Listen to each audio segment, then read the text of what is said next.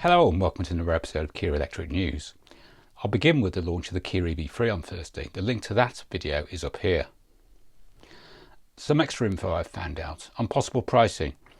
Whilst nothing is officially confirmed, Inside EVs says the target price is $35,000, which comes out at $27,468 in the UK, but you need to add VAT onto that, and that will become $32,961 once the VAT is added. So we're possibly talking £33,000 to £34,000 for the entry 58 kilowatt hour model. YouTube channel Electrifying also suggests it would be around this price.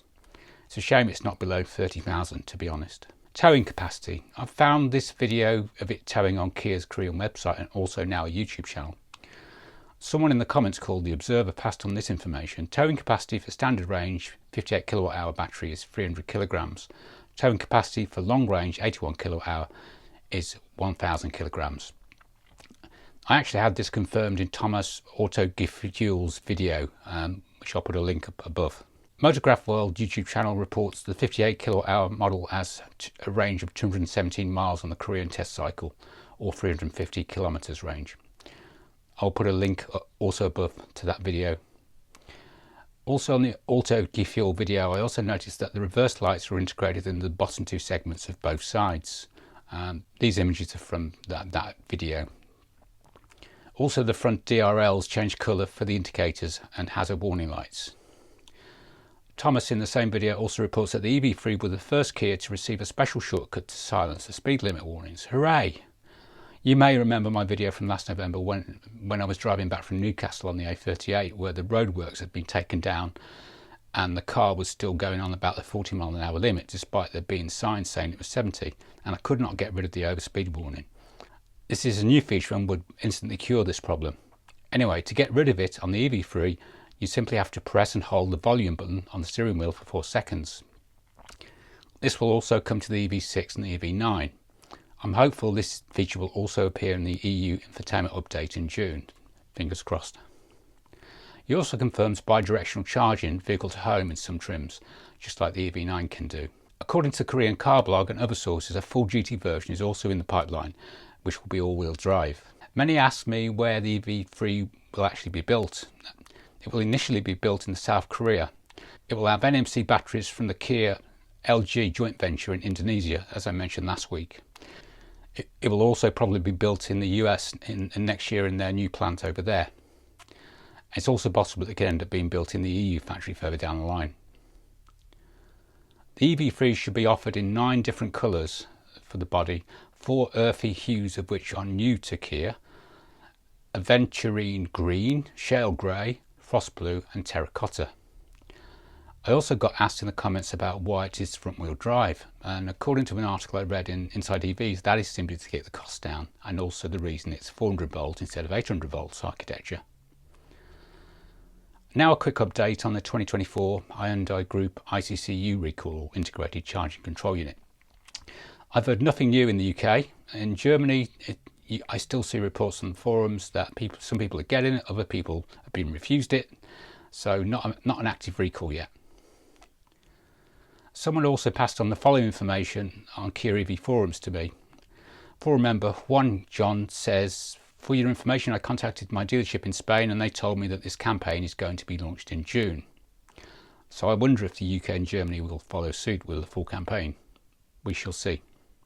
Another new TSB has been released on the Kia EV9, but this is not just for the EV9, it's to do with the CCNC head units in general.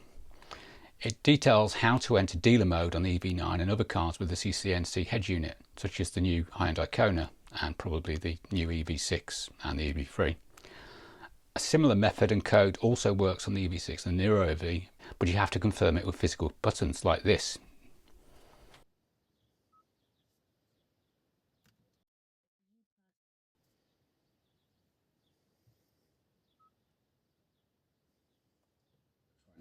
Music scene in general, because without the electronic music scene,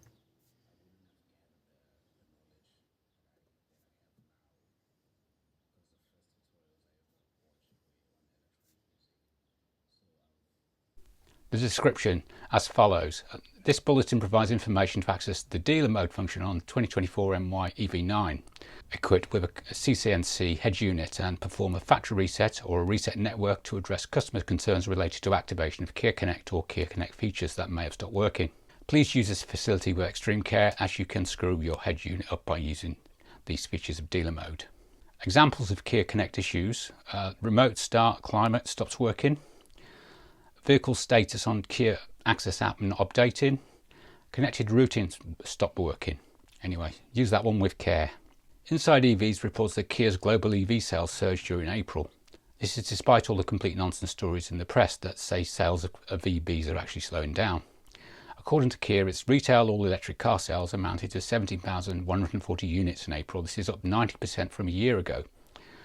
Estimated, as not all data for 2023 is available, the share of EVs in the brand's total volume almost reached 7%. Kia expects EV sales to continue to increase with the release of the EV3, 4 and 5 over the coming year. Korean Carblog reports that Hyundai is working on a battery electric version of the Hyundai Creta, which is a kind of SUV, which is likely for the Indian market. The current ICE version looks like this.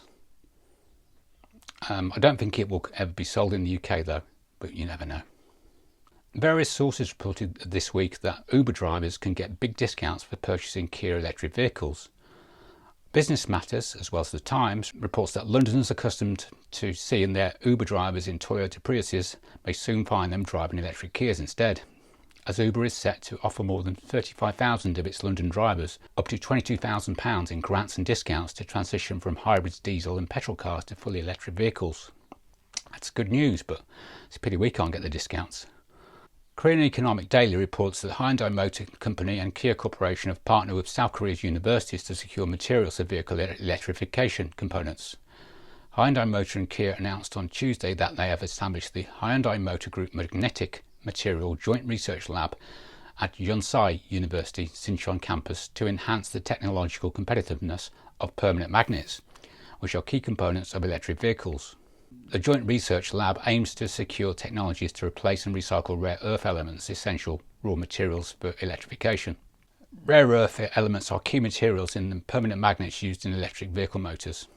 However, its production process causes environmental pollution, leading some countries to regulate the import and export of rare earth elements. As a result, securing technologies to replace rare earth magnetic materials into recycled used components has become an important task.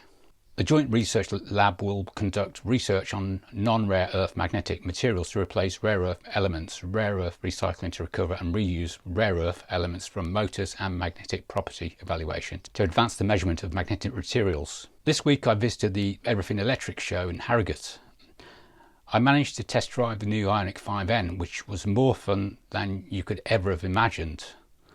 Unfortunately, their insurance rules would not allow me to record the test drive even with my head cam on, which is a shame, but I highly recommend the experience if you get the chance. On the journey to and from the show in Harrogate, I found that most of the M1 motorway was restricted to 50 miles an hour because of roadworks, and this led to some excellent driving efficiency. I was driving in HDA and SCC for most of the way. My average speed on the way up was 53 miles an hour, and the average speed on the way back was 39 miles an hour because it was a bank holiday weekend and traffic was worse, even though I left early. This led my projected range increasing from 309 miles to 318 miles, with outside temperatures at 17 degrees Celsius. Summer range is truly here at last. And finally, Genesis Motors has produced a dog concept for the electrified GV70.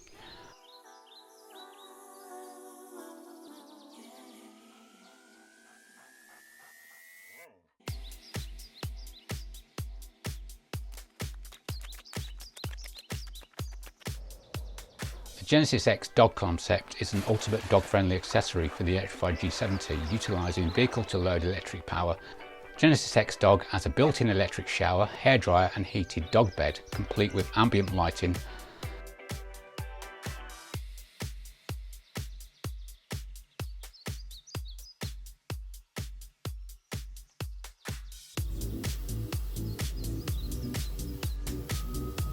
It also comes with a retractable lightweight aluminium and carbon fibre ramp for easy access. The module is easily removable at any time to restore the original boot space. Genesis X Dog will be displayed in select Genesis studios from the 9th to the 5th of June, beginning at Genesis Studio Battersea.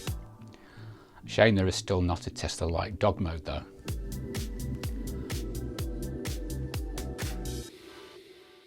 That's all for this week. If you enjoyed this episode, please consider supporting this channel by pressing the subscribe and like buttons. It costs nothing. Thank you for watching.